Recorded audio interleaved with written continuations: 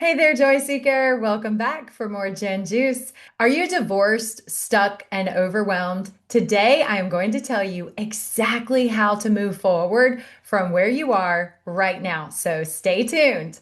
I'm talking about change this week. The premise that we can make positive changes in ourselves, the anatomy of our brain and our lives is literally the basis of everything I do as a life coach.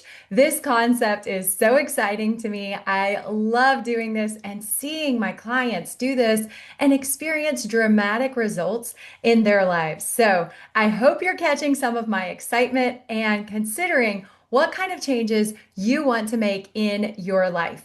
If you're tired of being stuck in the same stage after your divorce, go ahead and hit that subscribe button because we move forward around here and I can help you.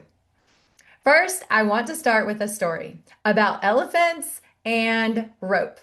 When walking through a circus elephant camp, a man noticed that these massive elephants were secured with a small rope tied around one ankle. They didn't have chains or big cages. Since elephants can weigh anywhere from 5,000 to 14,000 pounds, he wondered why didn't they break free from this small little rope as they were definitely strong enough to do it. So he asked the trainer why the elephants didn't try to break the rope and just escape. The trainer explained that they used the rope about the same size on elephants from the time they were babies to full grown adults. When they're babies, they're much too small and not powerful enough to break free from that rope. So they grow up conditioned to believe that they can't break the rope. When they grow to full adult size, they've already stopped trying to break free from the rope. So they believe that rope will still hold them, so they don't even try to break free.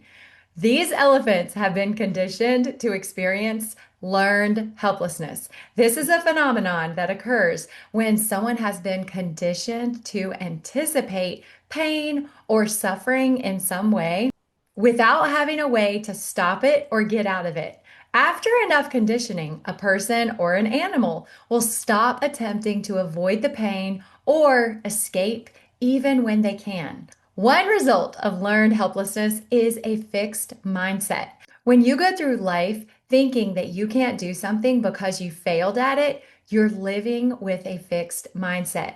The way to overcome this mindset is to let go of the limiting beliefs that are holding you back. This is the way to make the breakthroughs required for your success, my friend. Don't believe your brain or other people when they tell you you can't do something because you can grow and learn from your past failures. As Henry Ford once famously said, whether you think you can or you think you can't, you are right. That proves it right there. That is the power of mindset. I share this story just to help you realize that you can change. Think about what ropes are currently holding you back, my friend. We all have limiting beliefs that keep us from reaching our potential. Let's talk about how you can move through the stages of change and make progress in your life, especially after divorce. In the 1970s, psychological researchers created a model of change called the Trans-Theoretical Model, or TTM, to explain how behavioral change happens. Y'all know I really love this stuff, but I'm going to keep it super simple here and just share some basic concepts of this model to teach you how using the stages of change can help you make progress in your life.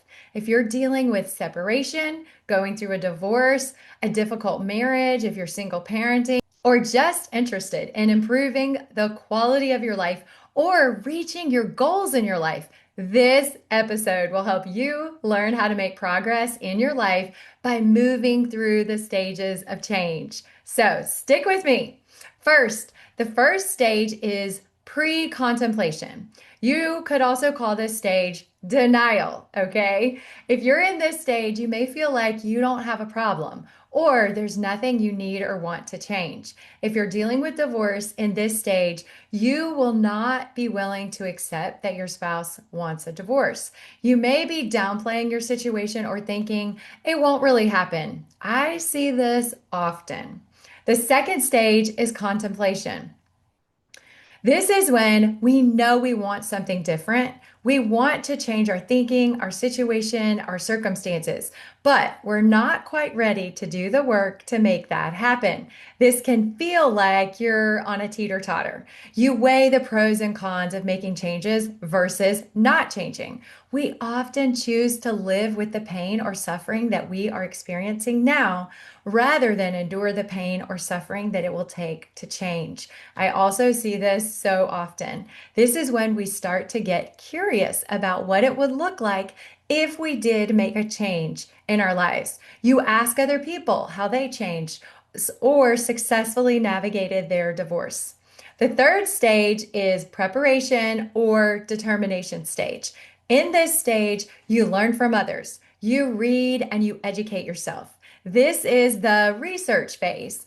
You check out websites or organizations and resources that are available to help you. Some people skip this stage and they try to move directly from contemplation into action and fail because they aren't prepared enough or really accepted what it will take to make significant change. In this phase, you may say, I've got to do something about this situation. This is serious. Or something has to change. What can I do? This is the time to visualize what will be different when you do take action in your future. Now, the fourth stage is action. This is when you get busy moving and doing things differently. In this stage, you are motivated to change your behavior and actively take steps to change your thinking and your behaviors using various techniques. You've got your foot on the gas pedal and you are moving forward. This is actually the shortest stage for most people. It usually only lasts 6 to 12 months, but it can literally be as short as 1 hour. It's vital that when you take action, you do it from a place of self-love. Permanent long-term change does not happen through self-loathing or beating yourself up or rejection or shame. We have to be so careful with our motivations, and the way to create lasting change is through self-love and acceptance. Even when you're making choices that you're not happy about, the way that you want to change is to approach that change from a place of loving, forgiving, and accepting yourself, even when you're making choices that you're not happy with. This is how to experience change from a place of love, kindness, and acceptance. And this is the way to create real lasting change. You can't should yourself into making changes. You can't make yourself feel guilty or bad for being where you're at. It will only create resistance and dissonance within yourself. If you can accept that this is where I am and that I want different results in my life from a place of loving yourself, you will make permanent changes, my friend.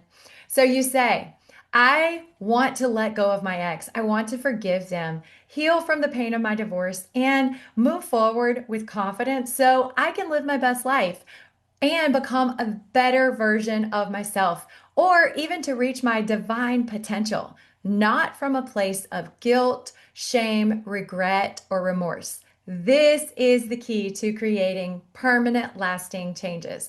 If you're beating yourself up, creating shame and remorse and self hatred, then you're going to be more resistant to making changes.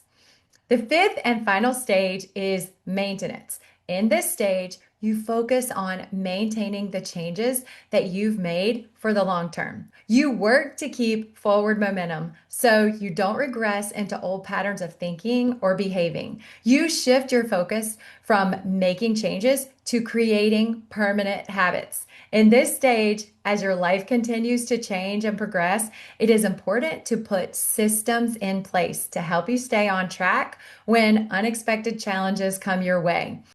Then, when things happen and life gets stressful, you have action plans to help you manage that stress and unpredicted events without completely returning to your old habits. It is important to stay focused on your progress and continue looking and moving forward during this time.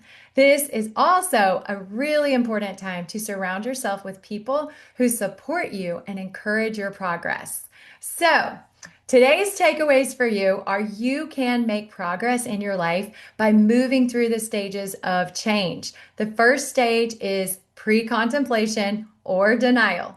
The second stage is contemplation. The third stage is preparation or determination. The fourth stage is action. And the fifth stage is maintenance. I want you to know that your Heavenly Father loves you exactly where you are right now because He knows all that you have been through. But because He loves you, He doesn't want you to stay where you are.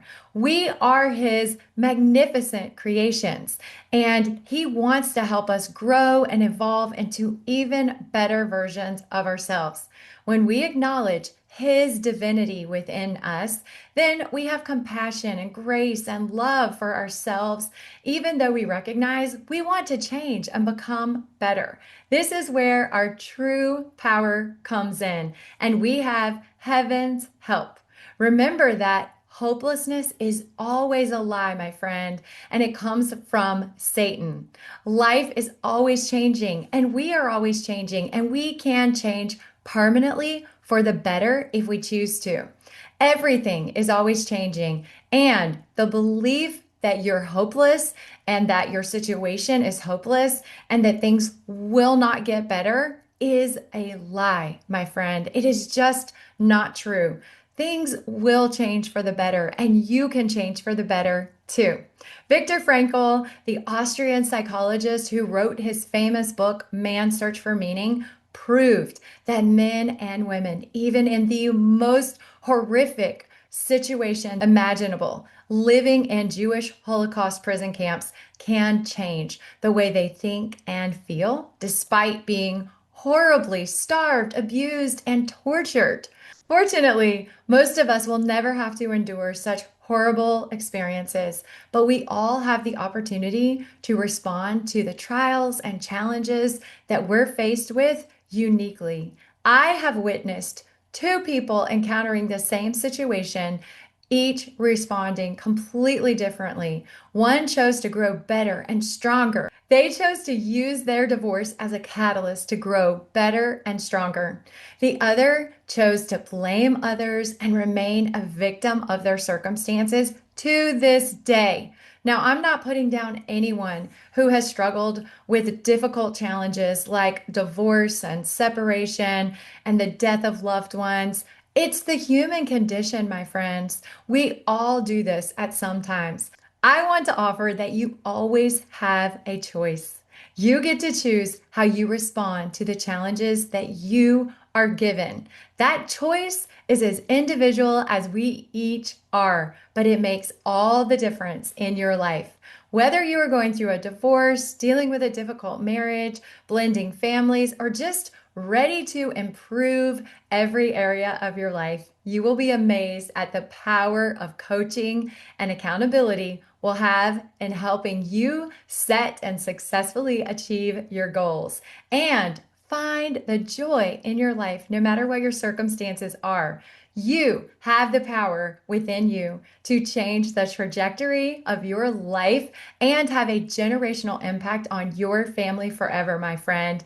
I want to invite you to join me in my coaching program, Faith Filled Divorce. It is the solution to all the healing, decisions, and challenges that you will face if you're dealing with divorce. You will learn how to thrive in divorce without doing it alone, losing your faith, or giving up on your dream life. My exclusive life coaching and divorce mentoring program will give you the tools, support, encouragement you need to find hope, healing, and happiness in your divorce journey and create the joy-filled life you were designed for. So come and join me. Let's do it together. Go to findthejoywithjen.com to sign up and get all the details. And please Give this video a thumbs up if you're done letting old beliefs boss you around. And drop a comment below and share what stage of change you're in right now because I would love to hear and help you and cheer you on in your progress. Thank you so much for being here today. Find the joy, friend. It is there if you choose to find it. Bye, y'all.